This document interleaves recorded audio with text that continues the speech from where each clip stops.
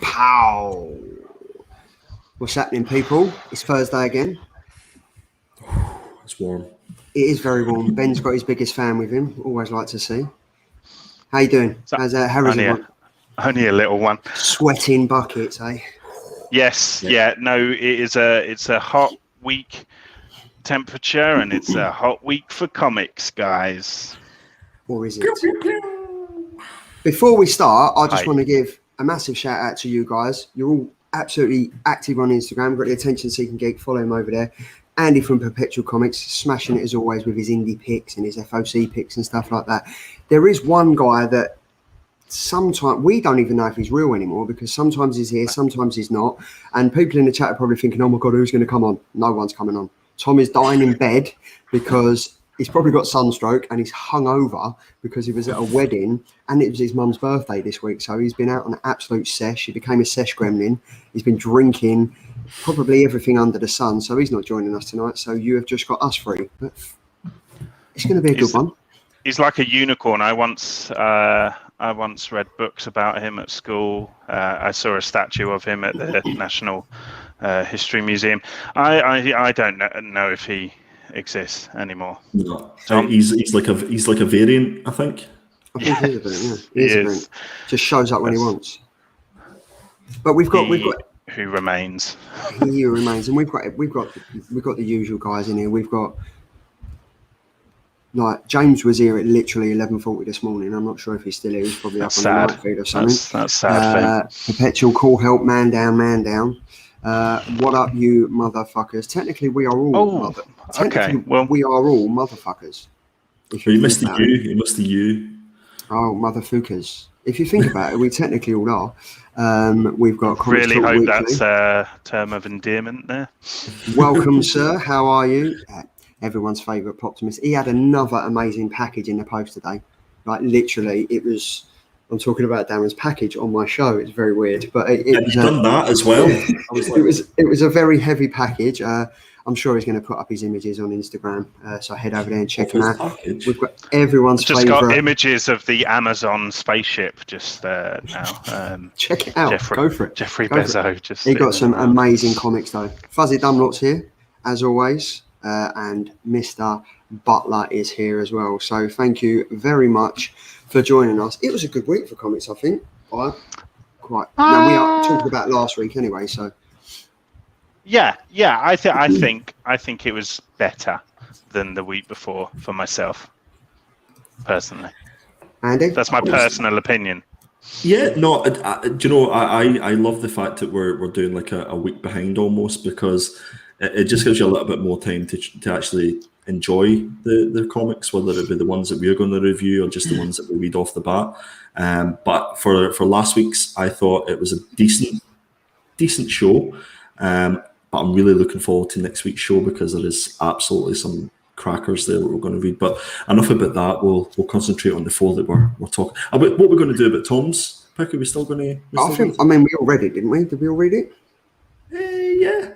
Yeah, I think we read it, so we might as well cover it. I mean, talking about next week while we jump onto it. So obviously, this next Thursday coming out, we have got. Now I'm trying to work out. Have we got?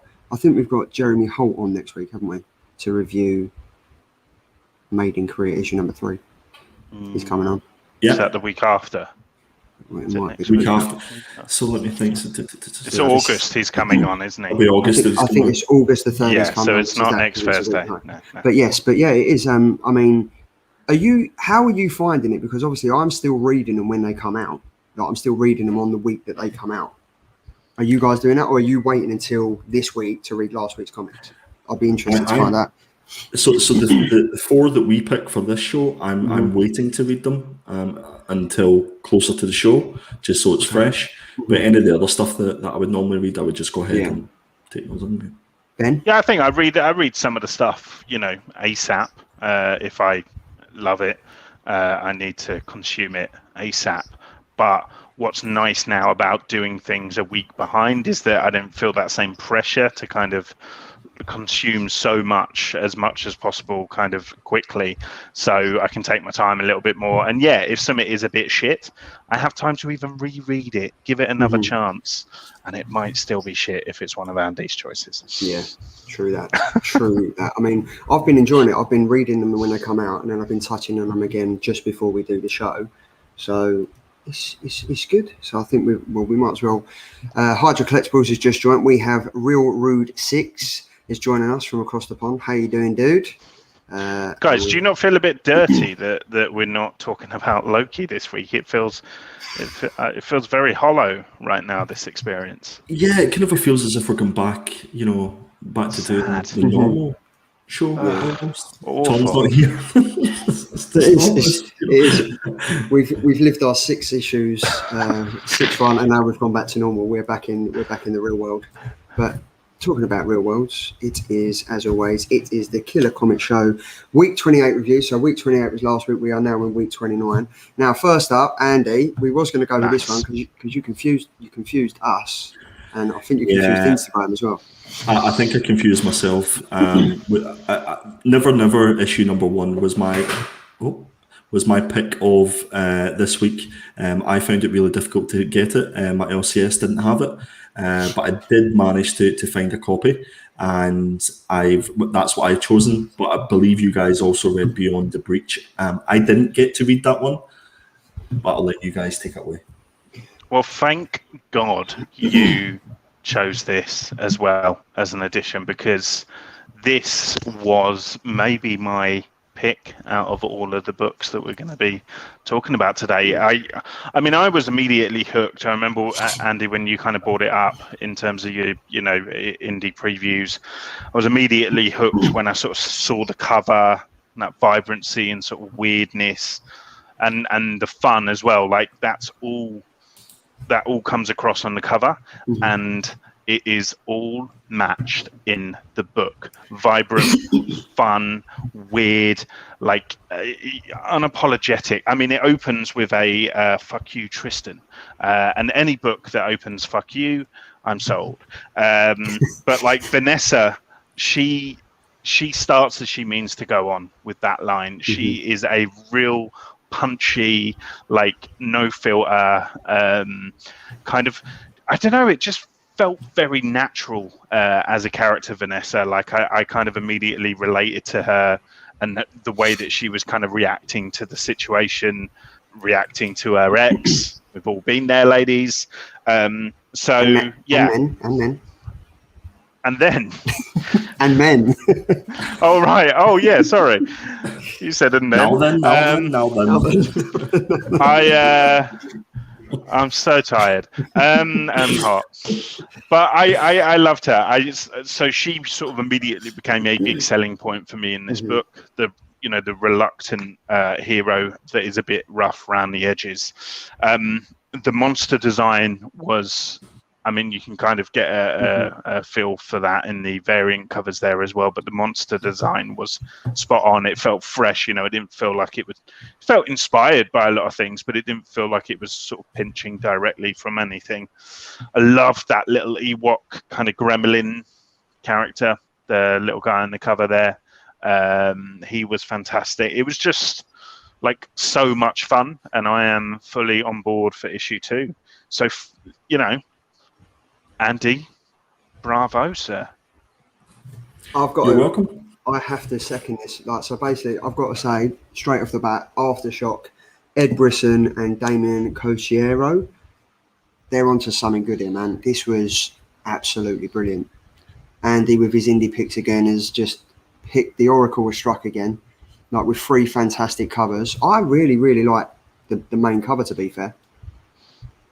I mean, can we just be clear? The thing with the Oracle down there is that out of 10 he picks, 1 he gets right. That's a bit harsh. I'd say at least 7. Ambitious. It's not ambitious. I mean, but Andy, this, like, if you haven't read this yet, and if you haven't read this in the chat, this basically tells the story of a woman scorned. Her name is Vanessa. She's just found out that her sister has been shagging her boyfriend Tristan while she has been grieving over her mum who's dying of cancer in the hospital. So it is a very touchy subject, but it's basically a road trip from hell, to be fair. And I don't know. I think Such an elegant synopsis there, Charlie. Like, I feel like Charlie should write the synopsis for every book. Yeah, Tristan was shagging. It's the Cockney synopsis. That's what we were with. I love it. But it was I just think it was a great story. Like the artwork was great. and the story worked really well. The way that the aliens and the monsters are portrayed, as you said, the little Ewok type of character that she kind of just picked him up without a hope in hell. He didn't have no chance to get away from her. She just literally nicks him up, picks him, and he's now part of the triplet that we kind of see. But I was gripped from the beginning. To be fair, I kind of really enjoyed it that much that I added it to my pull list straight away. I messaged Tom and was like, Tom, add this to my pull list. And he was like, I'm not sure I can get issue 1. I was like, don't worry, I've managed to get issue 1, just going on from issue 1. Add that to my pull list. It was great.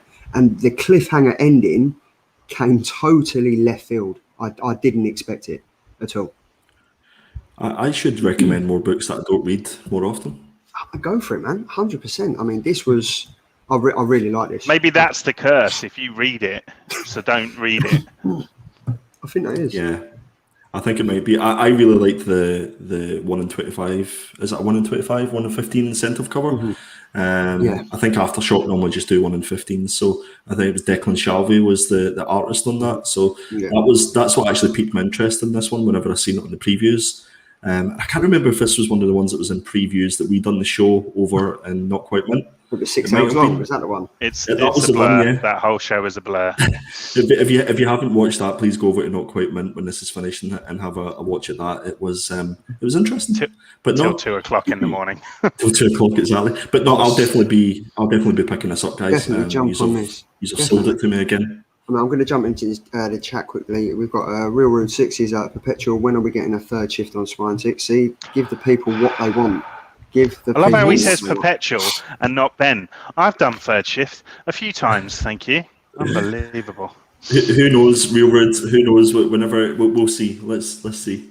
And I think Fuzzy Dunlop is referring to the Conopsis. As Mr. Butler has said it. That's a good one. I'm going to use that, the Conopsis. From now on, every single bot is going to get a Cocknopsis. I don't know if that sounds like a sexy... Is that like the variant to Peach of the Week? Maybe. That's the level right there. I suddenly realised that when I did that pop to me. See what I mean? Yeah, now then, there we go. But there was only 3 covers out for this, and I tell you what, it was absolutely great comic. Andy, thank you so much for picking it. Tom enjoyed it. It was definitely a killer from Tom. It's definitely a killer from me. Oh, who cares about what Tom thinks? That's not fair. I'm assuming it's a killer from Ben. Killer all day long. Double, triple. Killer. Yeah, I mean, this was... look, Ben, I'm saving my badass mask for yours, much yours. Ben, bro, you're the funniest. There we go. Whoa.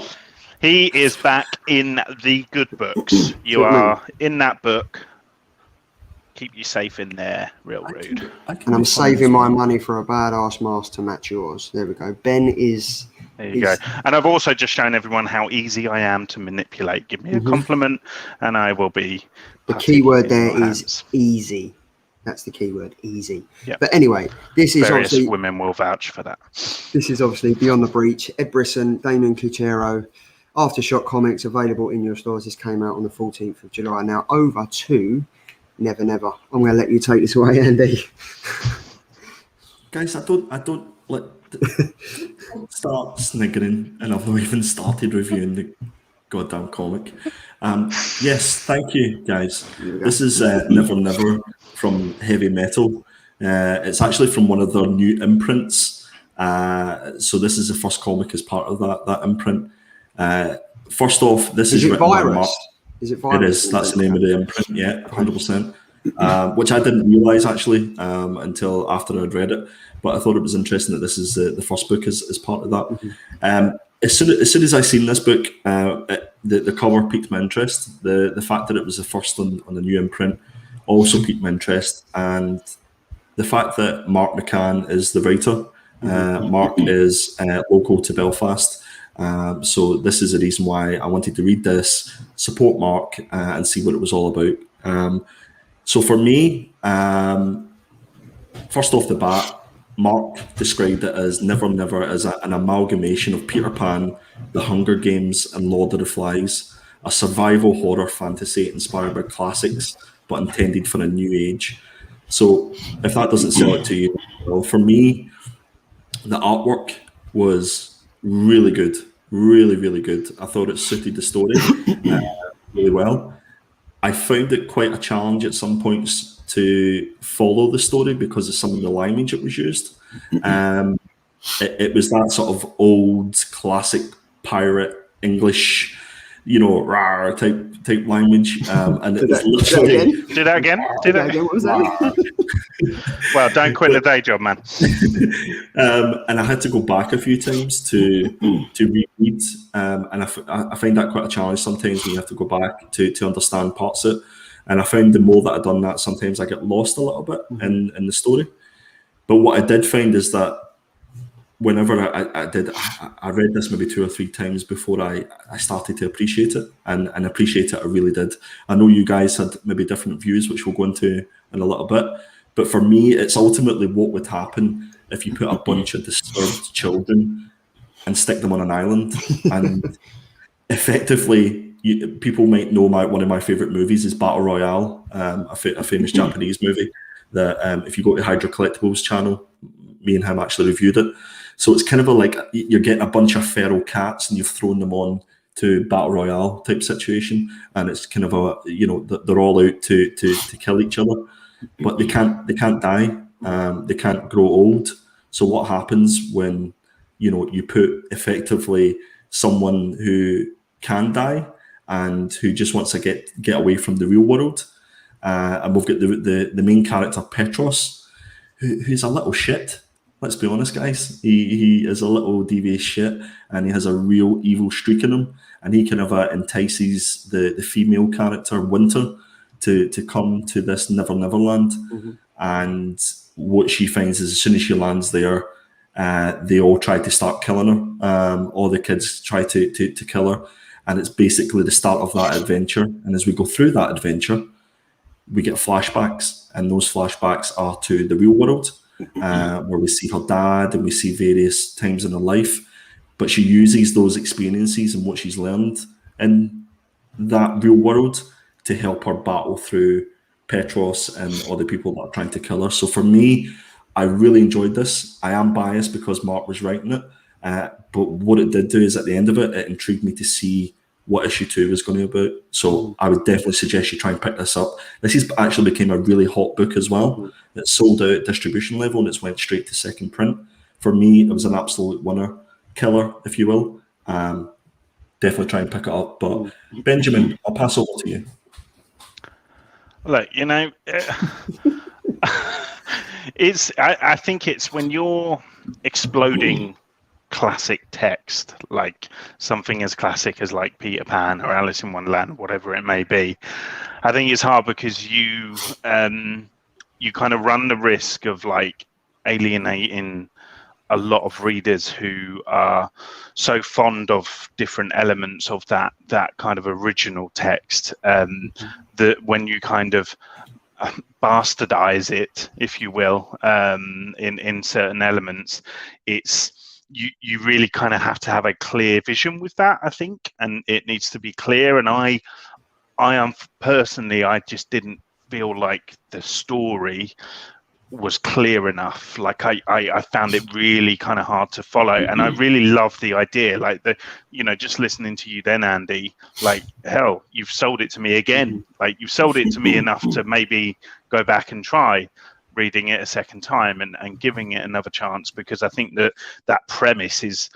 fantastic, and Peter Pan is one of those things that you can explode in so many different ways, and but the thing with Peter Pan as well is it's already quite dark. Like, says about the kids killing them, but look, at the end of the day, Wendy was trying to be killed by the pirates when she arrived. Like, it's already quite dark. So nothing kind of like shocked and awed me as much as I kind of would have liked it to have done. And yeah, I think I just found it a bit tricky to follow. But I do love the premise.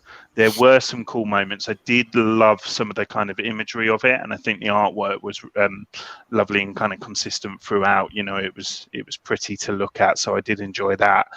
But I think I'm kind of fed up. I'm kind of done with that back and forth, flashback, flash forward, then later, you know, now. I kind of just want a story just to go from A to B for once, he says after watching 6 episodes of Loki.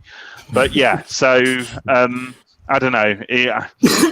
Sadly for me, it wasn't a killer comic. But Charlie is usually the voice of reason. I am Mr. Negative, Andy Mr. Positive. Come on, strike a middle ground. Right, so we were speaking on a group chat earlier, and I was like, right, I didn't enjoy it, right? And I think everyone out there knows the story of Peter Pan, knows the story of, I think the movie, the Once Upon a Time.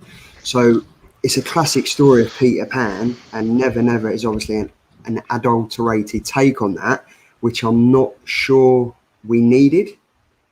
Like, I don't really think, as you said, Ben, Peter Pan is, when you look at it from a grown-up's perspective, it is quite dark. Kids get taken away, pirates are trying to kill them, and then they don't want to return to their parents because they want to live forever young. It's a quite dark concept as it is, and I just don't think Never Never was, I don't think it was needed. I didn't, like, don't get me wrong, like, if you think Hook was bad, wait till you meet Petros, because he is a bad arse little bastard, but it's a flip on the side of Peter Pan that I don't think we needed. I didn't hate it. It wasn't the worst comic that I've read. I really wanted to enjoy the comic, and the only saving grace from that was the artwork. I found the artwork was amazing.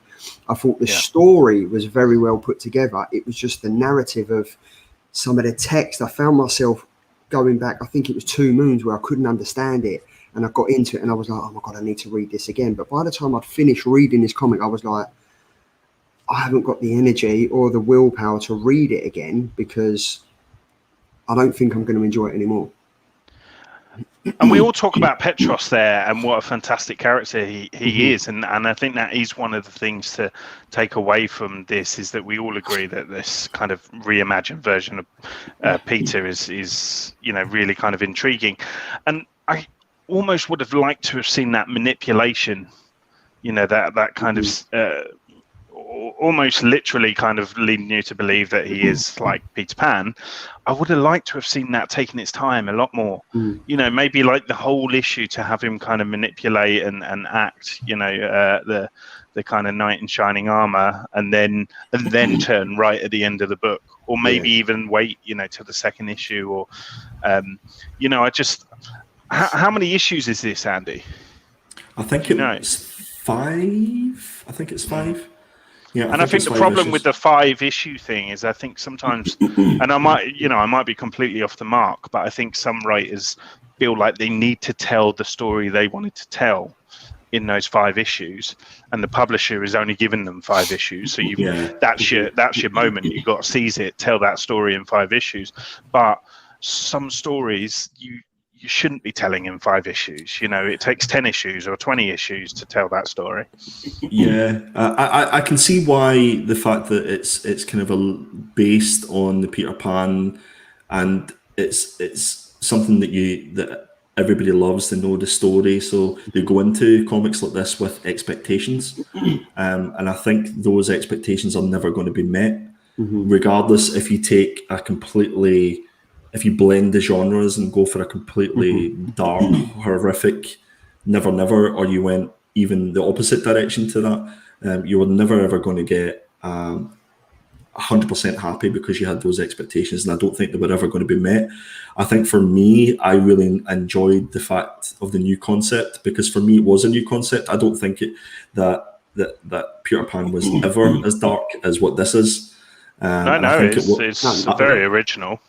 I think it will get darker. I think I can agree with what you guys are saying. I'm definitely going to give it a second issue and see what it's all about. It will most likely be my read of the week, just to force you guys to read it. But see, this is the thing, right? So real rude. You're worse than Petros. Real 60 said comics are like weed. Even after smoking the best, you still want to try a different strain, right? Good. Once again, the bar is being set in the chat. That is the level of our fan base. Wakey Box has joined us. Evening, sir. But this is the thing, like, so it wasn't a bad story. It wasn't a bad concept. You can see where like Mark and Phil are going with it. The artwork was amazing, like the facial expressions on Petros and the action scenes. Let's be honest, it's not for the faint-hearted. Like some of the action. This is not a kid's book. Not this at is all. very much a mature adult read. And I think you should park any expectations of it being anything like the classic to the side and read it for what it is. And that's kind of what I did. I think there's a reason why that it's sold out at distribution. And it'll be interesting to see how well the second issue does. So yeah, I've got to agree with Ben. I think if they'd had Petros ease his way in and become like a conniving, horrid little bastard that he is, we see that after 3 pages. I think they could have gone on for longer than that and kind of evolved into the whole backstory of where they are and stuff, and then kind of turn. And I think like doing it mid airflow was kind of, it was a shock. It worked, but I was like, oh, didn't see that coming. I wish it had taken a bit longer. Yeah, for me it might go a little bit like Stillwater. So what intrigues me is like who's running this island, you know, who's in charge. I don't think it's Petros, you know, where is that going to develop to? What is Winter's backstory? Why does she want to leave and go to Never Neverland? That's what intrigues me. So I would love the chat to give this a go, give it a read, see what they think, and let us know what they think on Instagram. Maybe hashtag the Killer Comic Show and let us know. Yeah, that'd be great. Oh, nice. Good but again, as I mentioned, this is, even though I haven't added this to my pull list, I'm still going to want to read issue 2. This is what I'm finding with a lot of comics lately. I'm not enjoying them, but then I'm like, right, it's ended on such a cliffhanger. I need. I tell you what, guys. What I would like to do is, if we do go ahead and read issue 2, I would try and get Mark on the show to talk us through. Yeah, he's been interacting with you on like Instagram and Twitter and stuff, so you go for it, man. If we can get him on and he can talk us through it, and we can maybe discuss a few things that we liked and a few things that we didn't like with him, and I'm sure he's up for some feedback. Yeah, go for it. I mean, we've got some mixed reactions in the chat. We've got Fuzzy Dunlop, doesn't sound like a killer to me, and then we've got Triple G, sounds interesting. We'll pick it up. So I mean, it's definitely a mixed bag as it is on the review panel. I'm going to go with a binner for me. Yeah, I feel so harsh saying binner on like first issues and stuff, but it's not a killer. I can't. It's not a killer for me. Andy, it's a killer for me. I'll definitely be picking up issue 2. Definitely. See, this is hard because in the sense of the art and the flow and the concept of the story, it's a killer. But then it's kind of the way that it's put together. Like for me, when it first jumped into it, and the Lost Boys singing. The narrative of that, I couldn't get my head around it, and I just kept having flashbacks to 2 Moons, and was like, also the typeface that they used, that kind of that hurt my eyes a little bit as well. I do agree with you that, but I guess that's the beauty of the 4 of us being on the show, is that we don't all like the same comics, and we're introducing everybody. Well, yeah, you're terrible. We're introducing each other to different books, and there's some that's going to hit the mark, there's some that's not. So.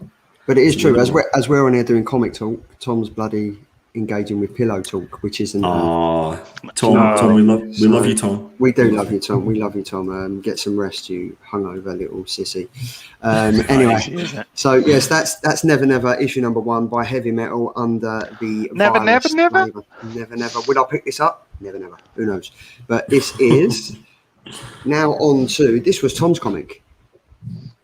Did we read it? Right, move on then. No, I'm joking. Now, Ben, I want to come to you first because obviously there was two Marvel comics chosen this week. There was obviously Sinister War issue number 1, and there was Thor number 15. As a Marvel man, did you enjoy this? As a Spider-Man fan, well, you're not really. You do like Spider-Man, but you haven't read.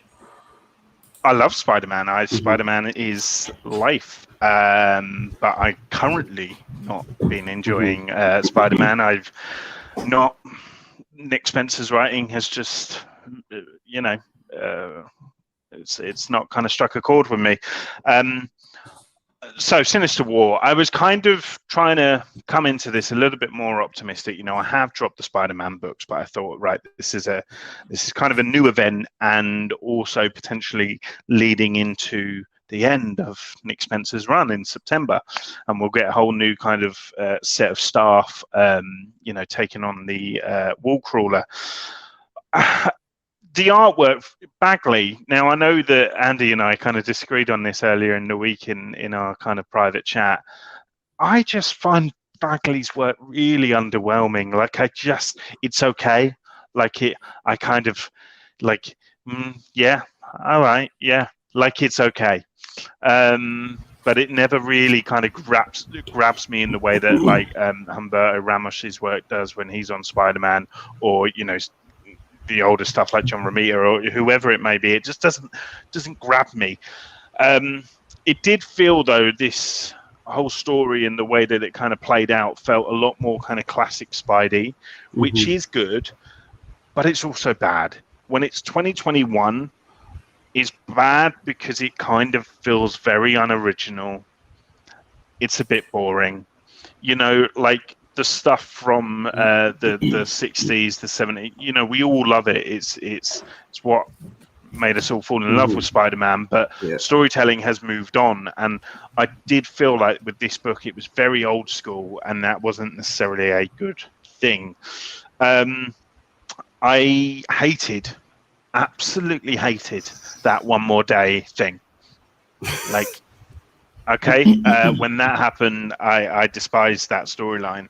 So my worry is that this is like a sequel for One More Day, and One More Day is going to be 2 more bloody days, and we're going to have to relive that storyline. I think ultimately they're doing it to retcon what happened in that storyline with Mephisto and with Mary Jane and things, and I think that will lead to well, what the rumors are is that Peter Parker is again, and Mr. Ben Reilly will be taking on the mantle of Spider-Man come September as well. I don't know. Everything I'm saying, you know, it's happened before. It's been done. Like, I want something, you know, when Dan Slott took on Spider-Man and did this whole thing with Otto kind of like becoming, you know, taking over Peter Parker's body and consciousness and everything, it was so original. It was so fresh. It felt so different. And the way Otto was when he was Spider-Man, it, you know, I do worry that I love Scarlet Spidey and Ben Reilly and stuff, but I do worry if that all comes back, it's just the 90s, you know, rehashed. I've never liked, I'm nearly done, don't worry, but I've never liked Mephisto and Doctor Strange and stuff in Spider-Man stories. Like, so clearly I'm really excited for Spider-Man Far From Home.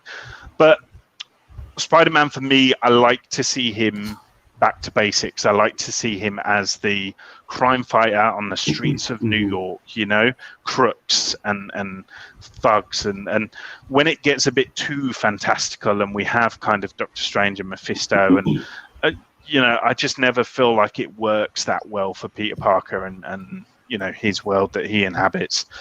So, in short, it was a binner. I was not a fan.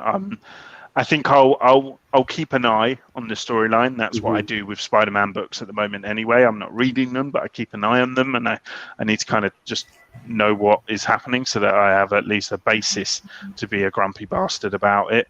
But I'm not infused by this storyline as much as I want it to be. We'll see. So there was 16 covers out for this one. Obviously, Sinister Silly War. that as well. There's obviously the main cover. We've got the Peach Momoko variant. A is obviously the trade variant. B is the Virgin. We've got the Gary Frank 1 in 50 Virgin Incentive. Can I say how ugly that cover A is as well? Is that just me, or is that like such a horrible, ugly cover? Like, it doesn't make sense. Like, I don't know if it's going for like a collage thing. It didn't. But I did like the black and white in the eyes. Obviously, it's the Sinister 6, and then we've got the Savage 6 in each eye. So I thought that was pretty cool. But yeah, we've got that, and then we've got the Mark Bagley wraparound variant cover, the Kara Engu variant, which you featured on the show last week as your cover of the week, and Indeed. the Mark Bagley connecting variant as well. So I think, yeah, the covers were great. This, like, let's all be honest, we finally, after us tantalising in WandaVision and Loki, we finally got Mephisto, whether it's in comic book form or not. We got him, and it was because obviously he's stolen Spider-Man's soul. Is this going to go on any longer? Who knows? Like, Doctor Strange is there. Is he going to sort it out? But I mean, this is the first Spider-Man comic I've read in God knows how long, and it was, for me, it was an easy read. There was nothing special. I kind of picked it up thinking, oh, am I going to have to realise or understand the previous 25 issues that have gone before it? And I don't really think I did. This kind of issue was, again, the introduction of the new Sinister Six and obviously the Savage Six. I'm not really sure if it was a good story or a bad story, to be fair. I mean, I really liked Mark Bagley's artwork. Like, I really liked it. I like the fact that it was Spider-Man, as I kind of remember reading from years ago. I mean, I'm a Spider-Man fan when he's on the movies, but I'm not really a Spider-Man fan in the comics. I know in the chat we've got obviously we've got Real Rude Six, who's a Spider-Man fan, so he's picking it up. But I mean, I just love the fact that the Sinister Six and the Savage Six were absolutely going hell for leather, battling against each other, and we had all of Spider-Man's villains all in one comic. There's some good splash pages in this comic, I'll give him that, but the story is just. But imagine having, like, I don't know, like Todd McFarlane or like Jim Lee or something, like, you know, like, yeah. I just think Bagley's work is just so beige. I mean, all I can say is that there's been so many other Spider-Man comics where all these villains have made an appearance. They're all in it in one comic, and I think by the end of the comic, it's clear to see that what's coming next is going to be impactful in Peter Parker's life, on Mary Jane's life, and stuff like that. So, I mean, I'm as you are. I'm going to be following it. I'm not going to be picking it up and reading it, but I will be loosely following the storyline. Andrew, can we just start with Mark Bagley? Yeah. I absolutely adore Mark Bagley. He's one of my heroes. But I have to agree with Benjamin on this one. Yeah. Oh, that feels so good. That's probably like just a quick example of. Yeah. Oh, she looks like three different characters on one page there. Yeah, for me, Mark Bagley does a fantastic Spider-Man with his mask on, and he does fantastic characters with their masks on. But when it gets to the detail, I think that's where it loses me a little bit. So things annoyed me on this book, just like the really poorly designed Sinister War logo that's slapped on all the covers. I just think there's not much thought and attention to detail put in it. Peter Parker, for me, there's nothing happening in Spider-Man or Peter Parker at the minute. It's all about my boy Miles, and I'm okay with that. I wouldn't readily pick these books up unless one of you guys are picking it as your picks of the week, which again I enjoy because I was actually quite looking forward to this because it was a number one. I was hoping that I didn't need to know any backstory, and I went into it with no expectations, and I was looking forward to seeing what Mark Bagley came up with. And your man, what's the writer's name? Spencer? Is it Spencer? Nick Spencer. Nick Spencer, yeah. Nick Spencer. So does he do all the previous Peter Parker? Yeah, he's doing the current run. I tried not to let that influence me because I've not heard great things about that. But for me, this was just completely underwhelming. I thought it was a really boring story.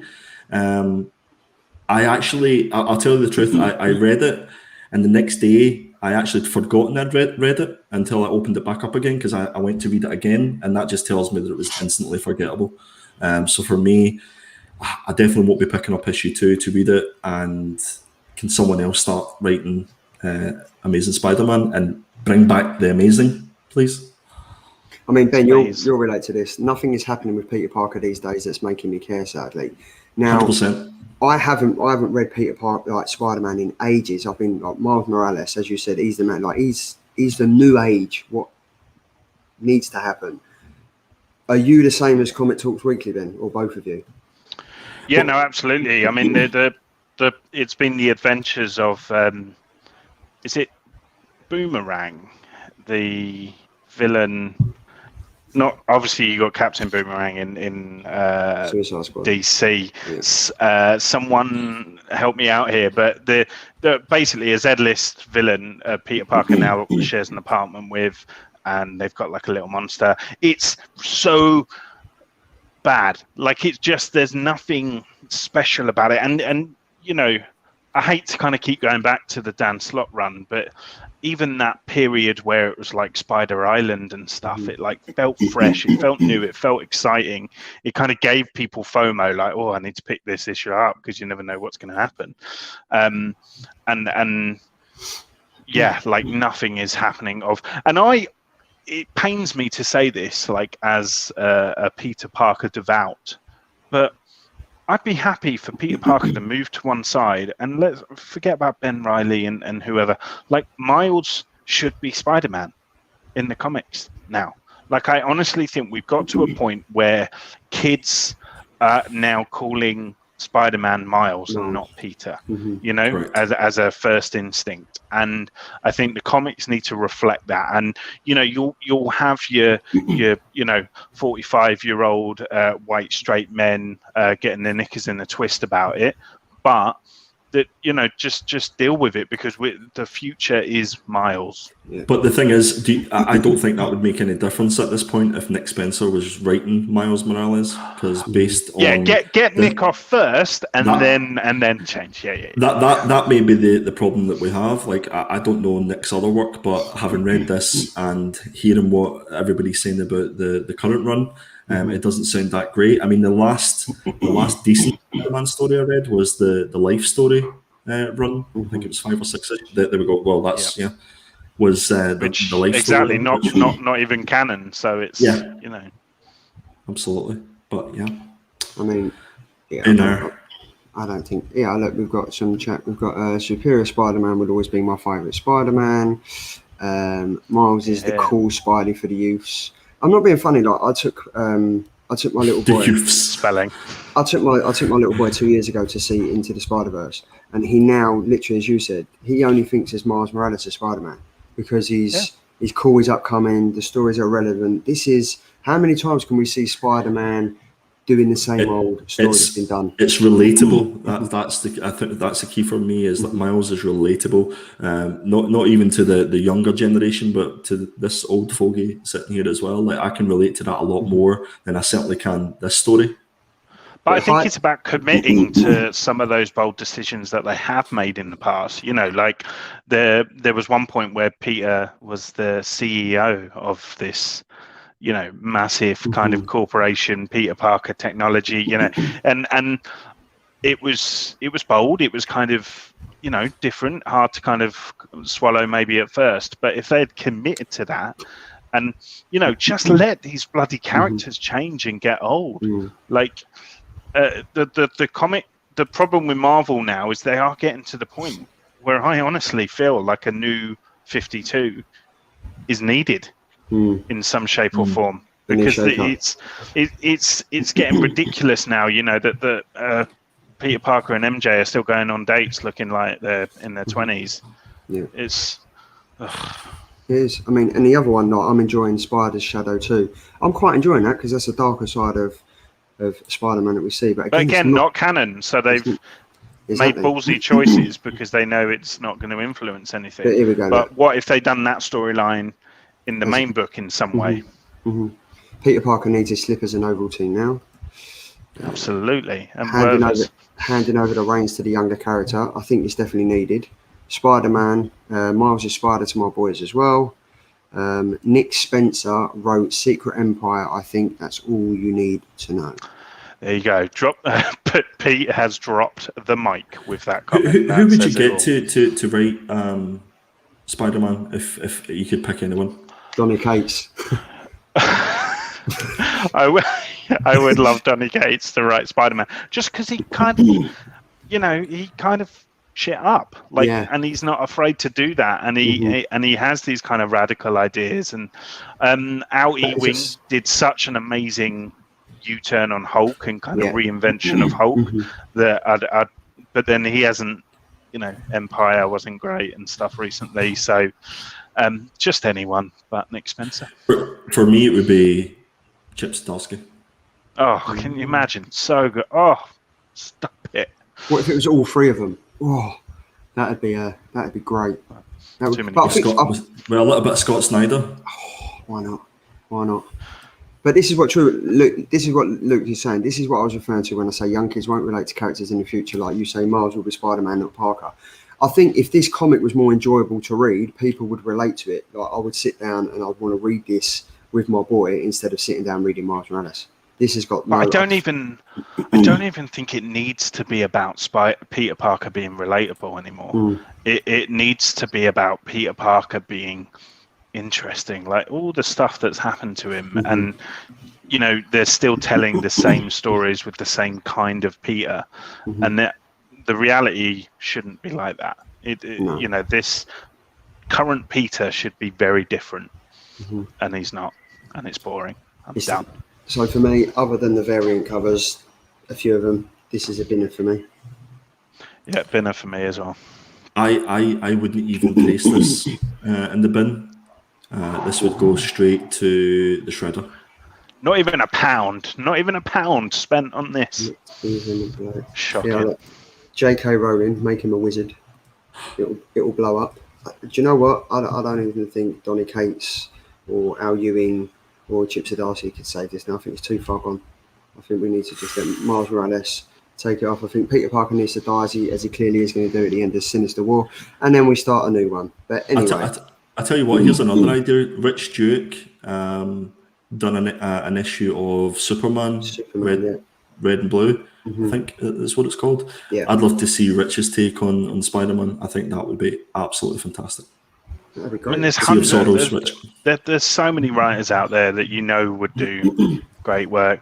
But again, we're having to go at Nick Spencer, and sometimes what are the editors saying to him? Exactly. What ideas did he have, and what ideas was he allowed to move forward with? But can you imagine? You've got Spider-Man. You're allowed to do let your imagination run wild with Spider-Man and all his all the characters in that universe. So is it a Marvel problem? I doubt it. I doubt it. Right. Anyway. Is it a Disney problem? Ooh. Moving swiftly on.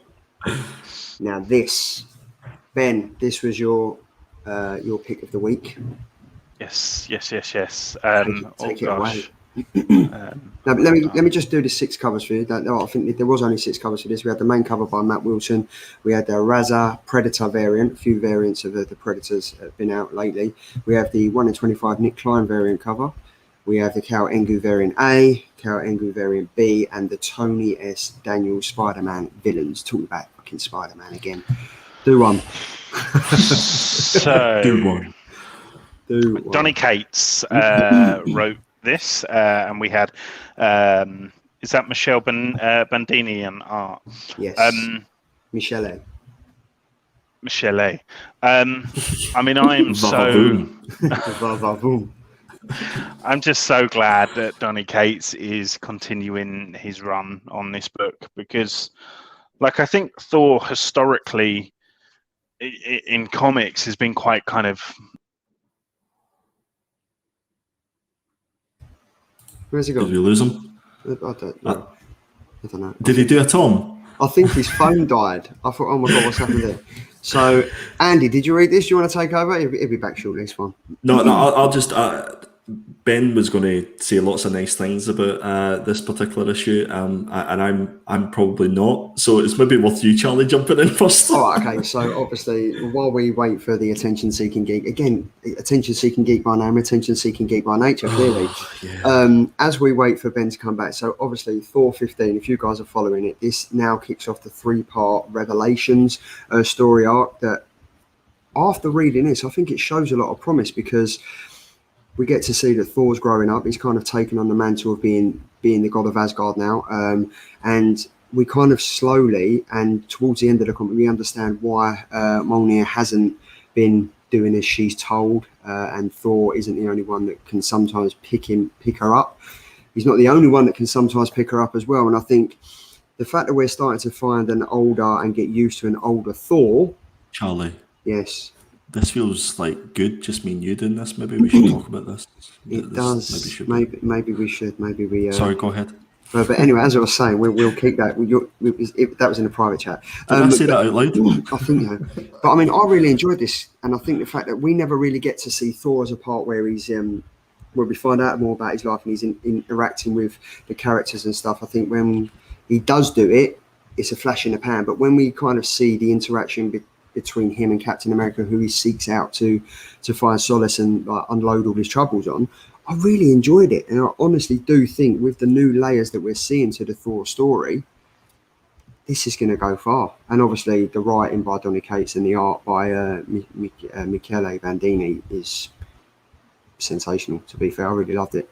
Honestly, I think it really does help the story, and I think it helps portray Thor in a way that we haven't really seen before, if I'm honest. For me, this was a filler. This was an absolute filler issue. Artwork was absolutely stunning.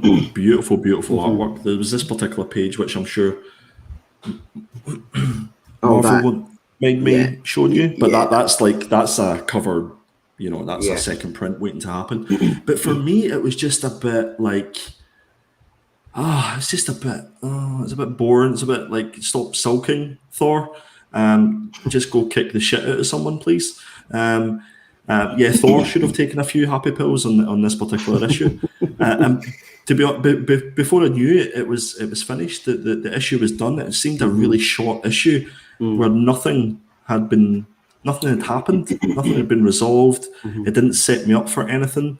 And he's kind of I fell out with the world, and the world hates me, and I fell out with my hammer. No pun intended. And the last shot that we see is him leaving, and his hammer's left behind, and it's just like, all right, okay, I guess I'll pick up the next issue and give it a read. But for me, it was instantly forgettable. But don't you remember he did that? I can't remember what issue it is. Maybe you can help me out in the chat. Here he is. Look, maybe you can help me out in the chat. But do you remember when he left his hammer like that last time? It was the issue where it had Tony Stark's number on it. So I feel that's been done before. Yeah. But I mean, for me, before we hand over to Ben, Ben, there was talk in the chat. It was either you had a Bulbasaur, or your phone finally melted, or you went off to get dressed and come back in a Spidey suit. Nick Spencer arrived at my door with issues. No, my phone overheated. Of course it did. You've got the same phone as me. Did he ask you to write Spider-Man? Tell me he asked you to write. Did he ask you to write Spider-Man? Please tell me he did. Ben, you've got the same phone as me, which is quite worrying. Yeah, it is worrying. It's worrying and annoying, especially when I was passionately. Right. So before I hand over to you, I'm just going to say, for me, it was a filler issue. I really enjoyed the story, but it was all about Thor's emotions, and the purpose of where the story's going is at the center of it. And I think Ben's gone again. It's a lovely finger he has, though. This is great. Right, so Ben, I'm gonna hand over to you now, mate. There you go. If your phone dies, I'm not letting you back in. Okay. So well, that's fair. I was just really glad that Donny Cates was continuing his run. I hear what you're saying about it being a filler.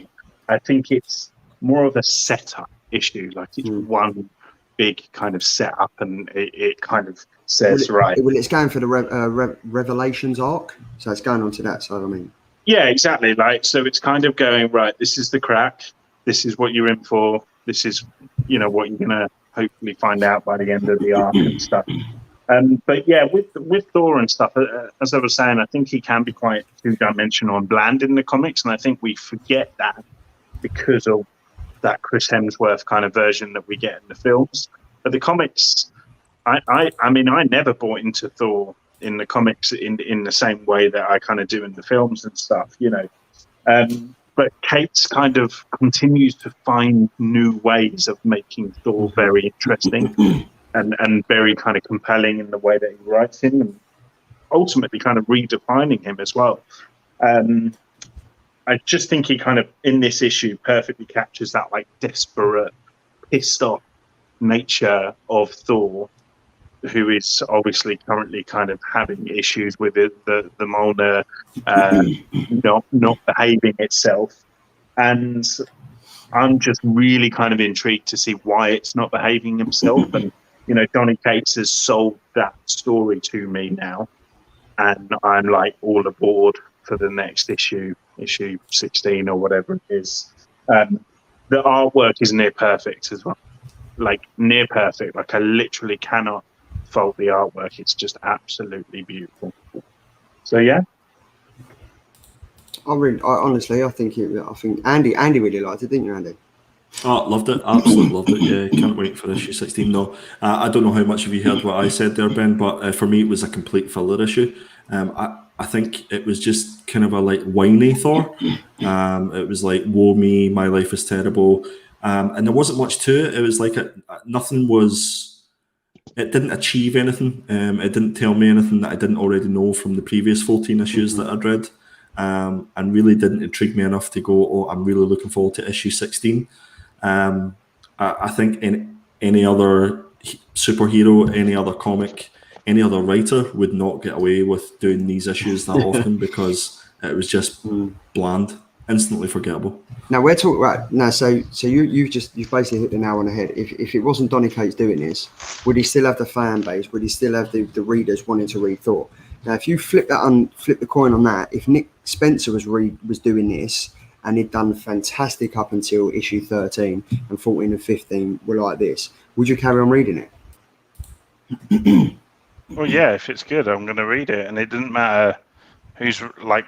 For me, anyway, I'm not influenced by who's writing it. If it's good, it's good, and I think this is good. I think it was good. I think I've been enjoying Thor. I'm interested to see where this goes from now. Who's going to pick up? Because obviously it's called Revelations. Are we going to hear is Thor going to pour his heart out now, and or is something else on the horizon? The interaction between him and Captain America was quite good, to be fair. Oh, was this the start of a new arc?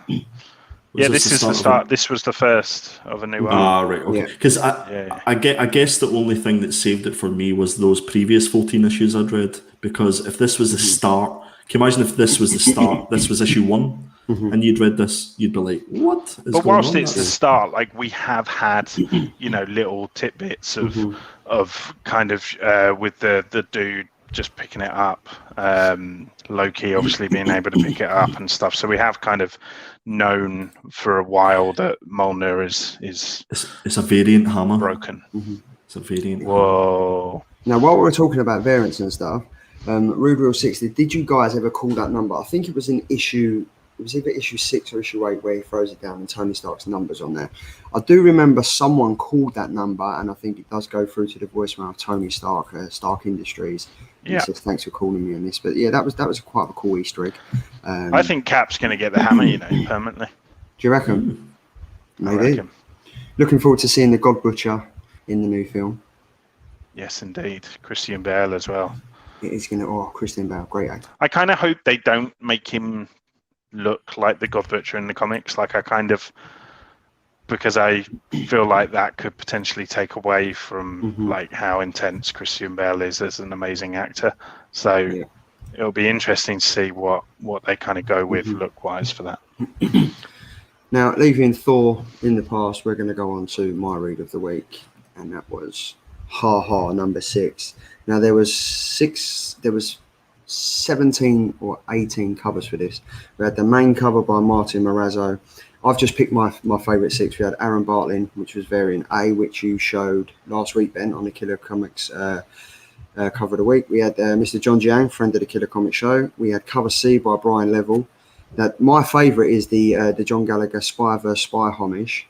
And we have Mr. Raymond Lee variant A, which, again, if you are reading Ice Cream Man, you would know that this issue ties in everything from Ha Ha and Iron Ice Cream Man.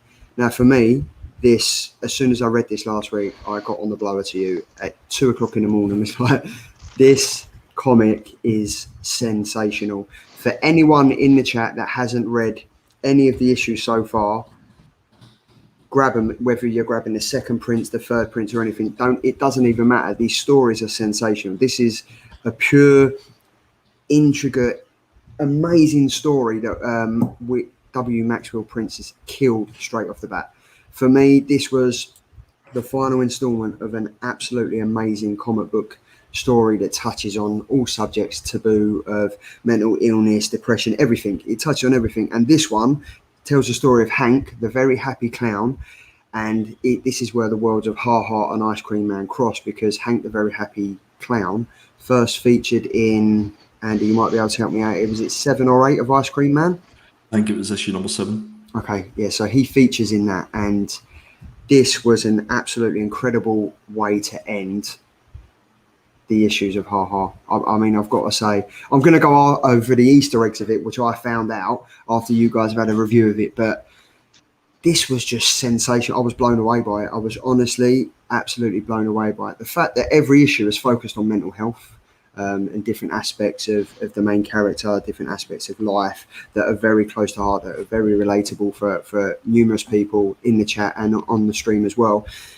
The way that he just focused on Hank's mental illness spiraling out of control, I thought it was captured perfectly by Martin Morazzo's artwork. It was just, I absolutely loved it. I'm blown away. I'm going to let someone else speak now. For me, it felt like another story rather than a finale. It didn't feel like a finale that I was kind of hoping for.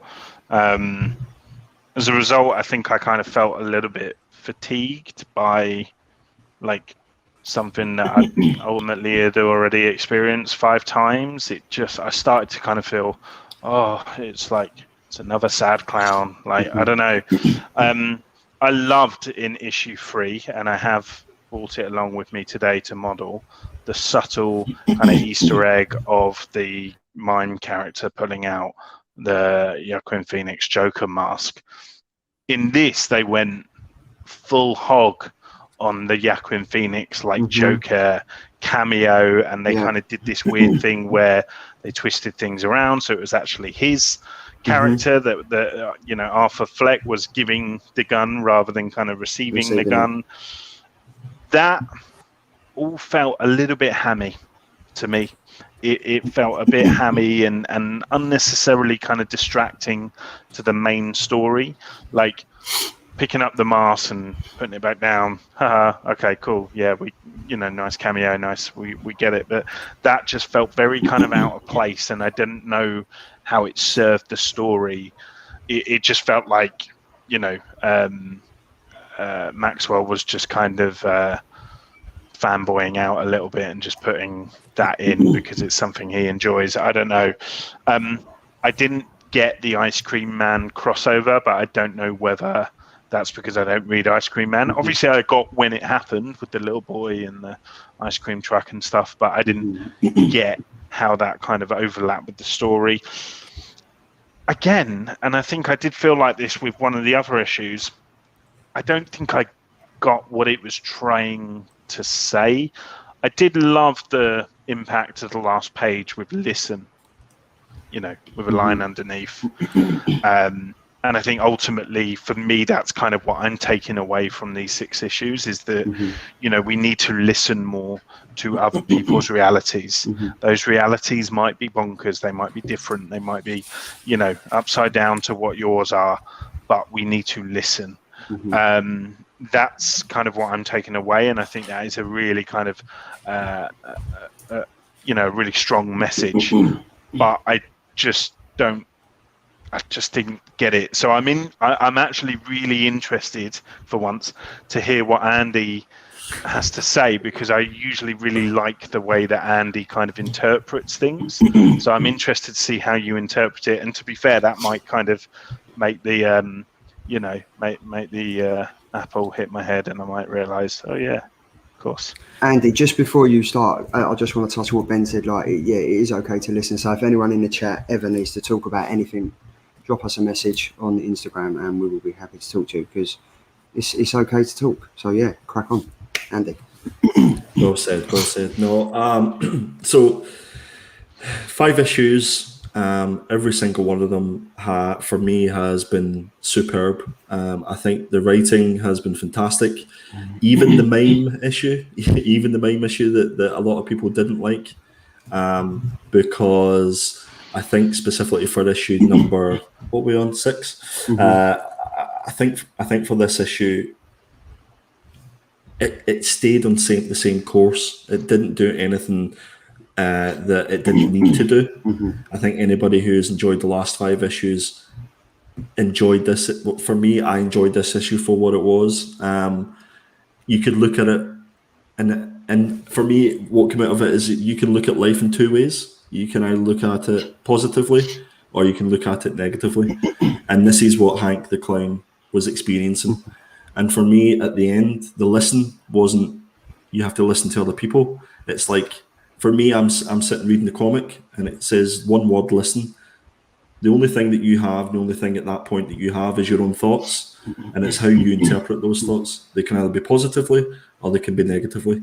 And I just reiterate what Charlie said, that is, if anybody who has, everybody has issues, everybody has concerns, and everybody has anxiety. So the way that this comic represented anxiety was a bird, a parakeet, because whenever you go into situations that raise your heartbeat, you can feel that heartbeat thudding in your chest, and you start to worry. That's when you start to doubt yourself, and then you get those negative thoughts. So I thought that representation was absolutely beautiful, and I could relate to it. I relate to it on a daily basis. So for me, it was all about just take a moment to listen. You always only have your own thoughts, and make sure that you try and look at those as positive as you can. But as Charlie said, we're always here. Our DMs are always open. So please, if you do need to chat, then please let us know. And I'm sure that Charlie will put the numbers to various organisations that can help you a lot better than we can in the comments. But for me, it was an absolute winner. The 6 issues have been an absolute killer for me. And hats off to Maxwell Prince. I mean, real rude 6 says, I dropped ha. It was way too close to my actual life. I don't need to be reminded how sad it is. But yes, well written. Mate, no one's life is sad. We're all here for a reason. So, do you know what? Again, get on the blower to me. Give me a text. Give me a call.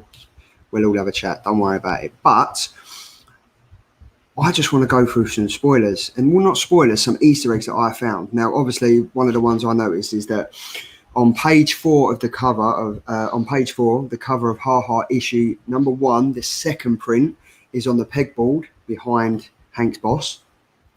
The calendar has a happy face on number 14 and an X on number 30. Now, I don't know if that incorporates that he was happy. He was at his happiest at the 14th day, and then on the 30th, that's when he killed himself, when he shot himself in the head.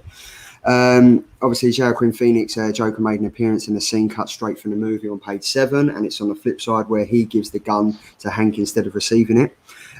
It's the same bartender as was in issue 4 that appears in issue 9. The number plate on the car is Ha Ha 006. Ice Cream Man issue 24 tie-in in May Ice Cream Man issue cover 24 ties in page number 11, so obviously that's where the crossover happens. All Clowns make an appearance on page number 14, and the one that I really found interesting is on the bus where he's waiting at the bus stop. A bus goes past and it says call someone 555-1234. That's my number. Now that is the Sesame Street song. They sing that song in Sesame Street. I didn't realise that. I was reading it again and I looked at it, I was like, it's there. 555-1234. And I only kind of Googled it and found out what it was, because when Thor happened and we gave a number, it was an Easter egg. So yeah, that is the number. It's a Sesame Street song that they sing. Big Bird apparently sings it. So yeah, I thought that was quite cool. But yeah, I mean, this is great. We are still trying to get W Maxwell Prince on the show. He has been busy. Hopefully now that Ha Ha's come to an end, we can kind of get him on the show and get his thoughts behind this. Did it come from personal experiences? You never know. But yeah, it was a great comic. It was a great end. I'm definitely going to be picking up the trade, because it's going to be interesting to see how they do that.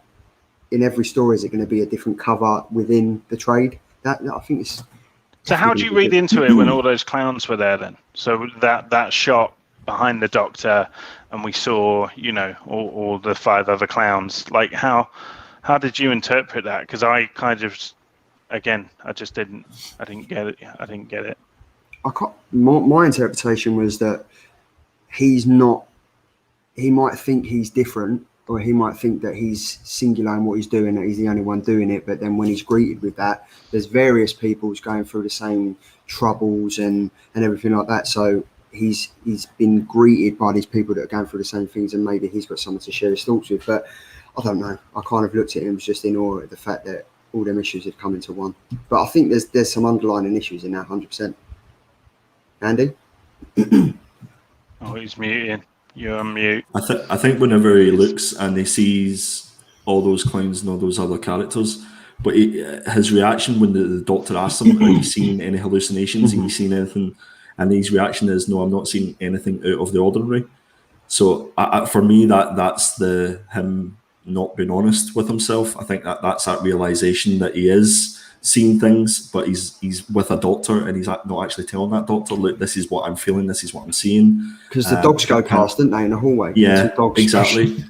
So his mind is obviously playing tricks on him, which has obviously got him to the point where at the end of the book where he takes his own life. So I think for me that was like, you have to be honest with yourself, and you have to, when you have the opportunity to see a doctor, you have to talk to him. So again, as well as it's good to listen, it's good to talk.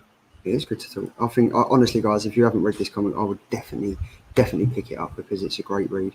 Now, Andy, as you were continuing to wow us with your dulcet tones, I think it's only time for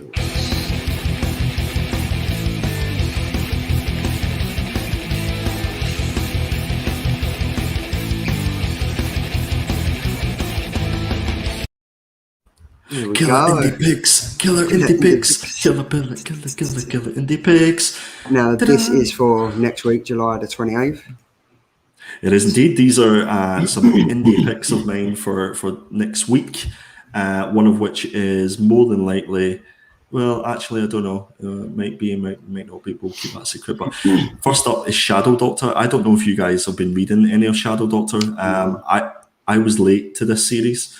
And I picked up issue 1, 2, and 3 and read them together, and it is fantastic. I'm actually quite tempted to pick this as my pick of the read of the week. So you guys have to consume all 5 issues, but I won't do that to you.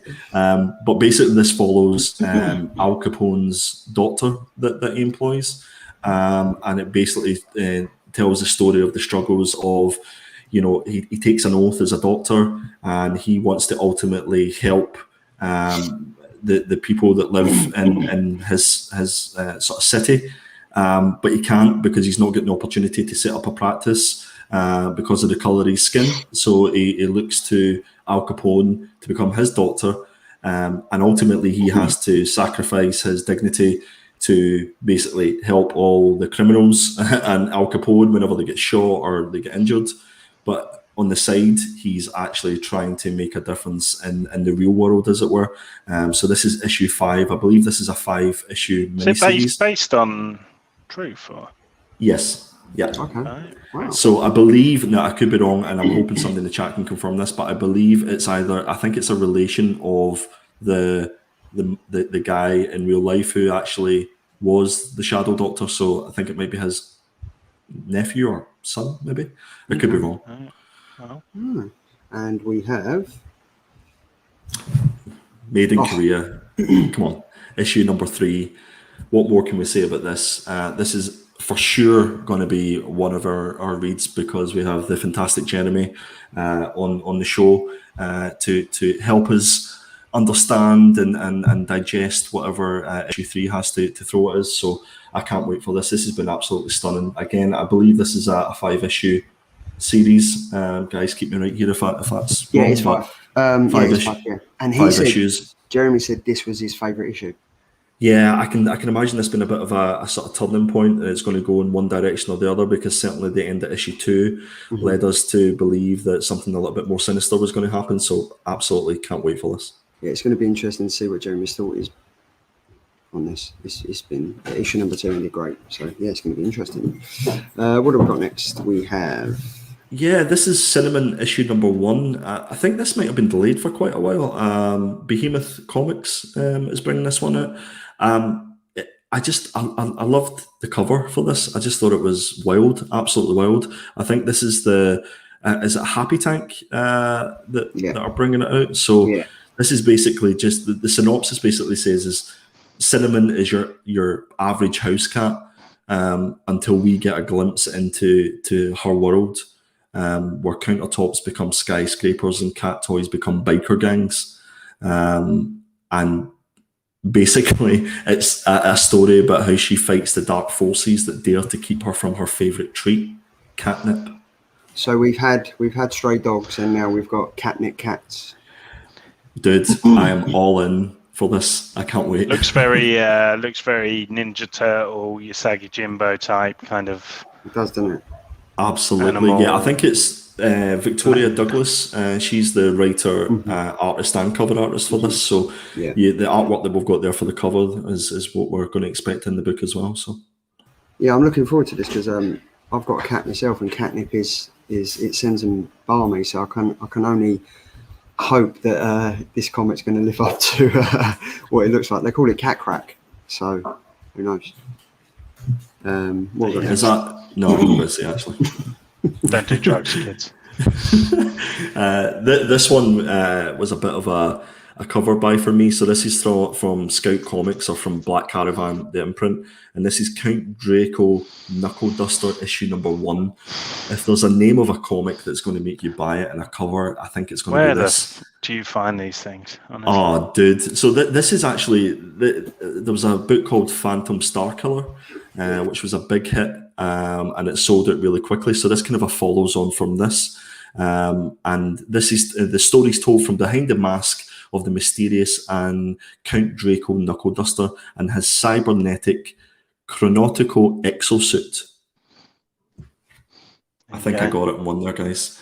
Whatever that means, I don't know, but it sounds cool as hell, so I'll definitely be picking it up. If Kang and Doctor Strange had a love child, this would be... Yeah, that's what the thing's really is. Yeah, that's exactly what it looks like, yeah, but I think this cover will sell out really quickly and it will just go through the roof on the aftermarket a little bit like the Phantom Starkiller got. So if you're into that spec game, this might be something you want to pick up.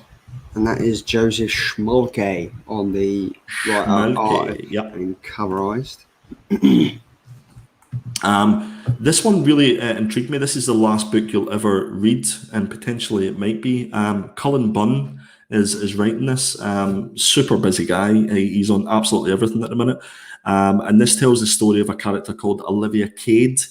And she is apparently a bit of a prophet, and she knows the truth about what's going to happen in the future. And she writes a book called Satire, and it's a bestseller, but it's been blamed for acts of senseless violence and bloodshed all over the world. But for her life becomes in danger because she's determined to do a book tour for this book that she's written, and she hires a personal security guard.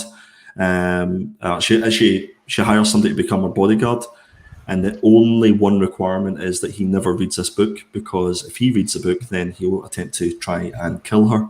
So it tells the story of that, and I believe it's maybe 4 or 5 issues, as far as I'm aware. But it sounded pretty cool from Vault Comics. It does, yeah, and it was ironic that is the last one on your indie picks, and that is the last book you ever read. We've got some, look, sounded kind of cool after seeing a creator reviewed on Sparks Comics. I'm allergic to cats. You lost me there. That sounds nuts. I went heavy on last book, 2 polybag versions too. Sorry, off to change into my Hindo Chronicle ectoskeleton suit before bed. Nice. Big shout out to Sparks Comics. He's big into his Behemoth books. He's a big follower of those guys, and I know me and him have been going back and forward on Cinnamon, so looking forward to it. But yeah, some great covers there, Andy. I think we should just go into this.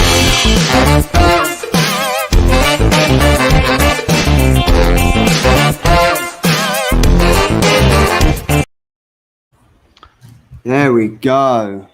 Benjamin. We made it, folks. It's Crampton's Killer Covers. For New Comic Book Day, this is, of course, this week, These are all the ones from this week. This is a variant by E.M. Geist or Gist. Commit Geist. It's a variant, of course, for Moon Knight issue 1. Just look at it. Enough said.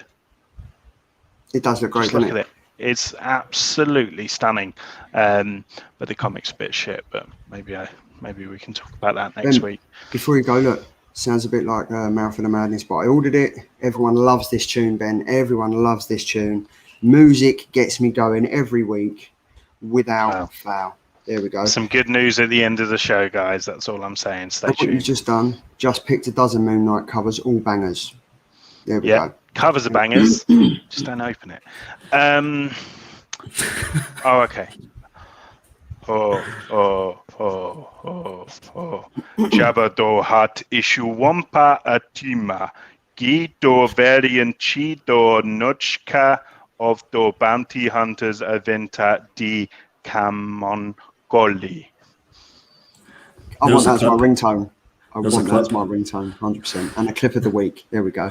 There you go. I said it all. Okay, there we go. Pick that one up. And this one. Let's hope our viewers speak Huttese. It is no secret that I love Marauders and I love Kitty Pryde and I love Lockheed. So, of course, I love this Gerald Perel variant for Marauders issue 22. Kitty rocking her awesome pirate garments. And I just love the detail on the sword. I know when John Boy Mayers came on the show, he sort of explained to us his penchant for swords, so I think he would really appreciate this little number. So yes, Marauders. Is it a good story? It's probably one of the weakest issues of Marauders to date. Okay. Yeah, it was okay. It was kind of a one shot. It was a bit uncomfortable in parts. And guys, that's it. Now, I don't know about you, but I was thinking we kind of get the chat involved for next week. I mean, we've got, so where will... Do you trust them? Well, you know what? I mean, like I trust them. Some of the things they come out with. Yeah, but we all read the comics and we all talk about the comics that we review every week. Now, for the guys in the chat, next week, on next week's show, we will be reviewing, Andy will be reading Dark Blood from Boom Studios, issue number 1. Ben is going to be reading Shadecraft, issue number 5. I will be reading MOM, Mother of Madness, and I'm not sure what Tom will be reading, but I think he might be reading, is it Moon Knight number 1? Let's just let's get him on the show. Let's worry about that first. Step 1. But it would be good for you guys in the chat to pick one of them comics to read, or throw us a message on Instagram of the comic that you're reading, and we can kind of review it, and we can get you in the stream, get you in the chat, and maybe you can just jump on and give a quick review of your comic. I think it's just a big thanks to everyone that tunes in every single week and it engages and stuff, because then that way we're all reading the same comics and stuff like that. So yeah. No, 100%. And I'd say anybody who does want to come on, who is maybe a little bit shy and doesn't want to put their screen on, then you're more than welcome to just come on like this. That's cool. We don't mind. I will make a lot of jokes, though, about you just being a talking bubble. No, there's definitely an open invite, guys, on the Killer Comics After Dark as There we well. go, look. If any of my nights arrive, I'll give it a bash. I'm not sure what you're going to give a bash, but hopefully it's a comic. What we bashing? The less we talk about bashing, the better. But open invite, guys, on Killer Comics After Dark as well. So, let's not forget that. Killer Comics After Dark. It's on the 31st of July at 11 p.m. BST. And 31st of July, all day, for the whole day until 12 midnight, is Mr. Ben, the Attention-Seeking Geek's birthday. He is turning the ripe old age of 21. He's going to drink. He's going to have fun. It's not a day older. It's going to be a great show. We've got loads lined up. We've got different sections. We've got toys. We've got wrestling. We've got comics. We've got special guests. We've got very special guests. Very special. It's a show for you all to jump on and just jump on and have a chat. If you don't feel like you can do it in the normal hours, jump on after dark. It's from 11 till 3, and then we give you an hour's breathing space, and then you can all go and jump on for Swine Ticks that commences at 4 o'clock until 6 o'clock the following Friday. So just crack on, do it, and it'd be great to have you there. Yeah, that's it. It's finally happening. Is there? And there will be a show next week as well on Thursday the 28th. We will be doing that as well. So you get not one show, but you get 2 shows next week. Double dipping. And we might even have Tom from Not Quite Mint back. He might be back in. Who knows? But he's so handsome. He is. Yeah, it is. It's going to be a great show. Definitely. Ben's got some fantastic stuff lined up. He's working on some stuff. Andy's working on some stuff. I'm not doing much. I'm just overseeing stuff. Wait, what? Hold on. What? Make me big. Don't just throw away that I'm working on stuff. Make you big. Right, hold on. Let me give you a little rub. There we go. Ladies and gentlemen, the attention-seeking geek is coming back. Yes. I know you didn't ask, but I'm coming back. I am going to be doing a brand new weekly live and uncut show where it's basically an open invitation for people to come on and defend what are maybe generally known as rubbish films, but they are beloved to that person. You come on and you tell me why that film is beloved to you and why it's good and why I and other people should change their mind. So that is going to be starting, I think the first episode will be Monday, the 2nd of August. So stay tuned on my Instagram. Give me a follow. All updates will go on there, and I'm gonna rise from the ashes like a fat phoenix once again. My channel will come alive, and then I'll probably quit after doing 6 episodes of them and nobody watches. So I'll probably quit again and then have another idea in another 5 months. It's exciting for now. It is exciting. As Greyman said, it's very special. It is very special. Mr. Boomerang keeps coming back. There we go. I asked, sort of obscure X-Men series, Ben. Is this it? But, Charlie, you're glad to hear that you don't need to make me big because I don't have any ideas about coming back for my YouTube channel. Thanks. You might not have ideas for your YouTube channel, but you throw. Excuse me. You're not crying. I'm crying.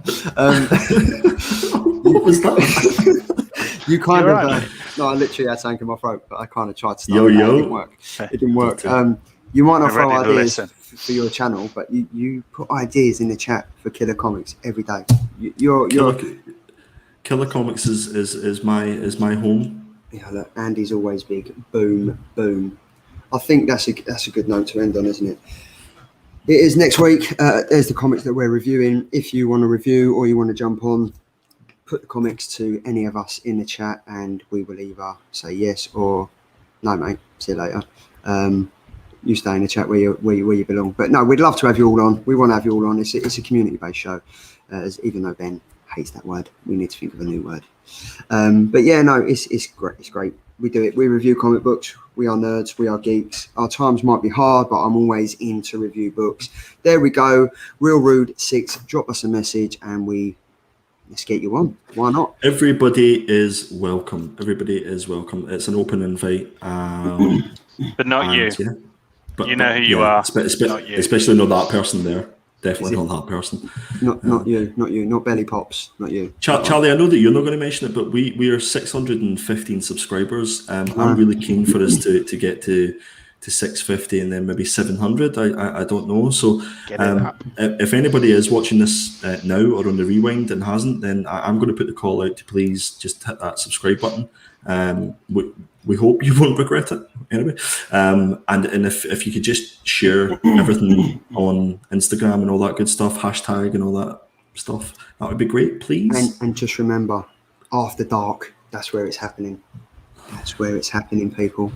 Guys, it's been a great show. Thanks to everyone in the chat. Thanks to you two. Thanks to... There is someone else. Tom? Is his name Tom? Hello, darkness, my old friend. Do you know Tom's going to watch this when he wakes up? He can watch it. So offended. He won't be so offended. offended. He'll be all right. He loves us. We love him. Everyone loves Tom.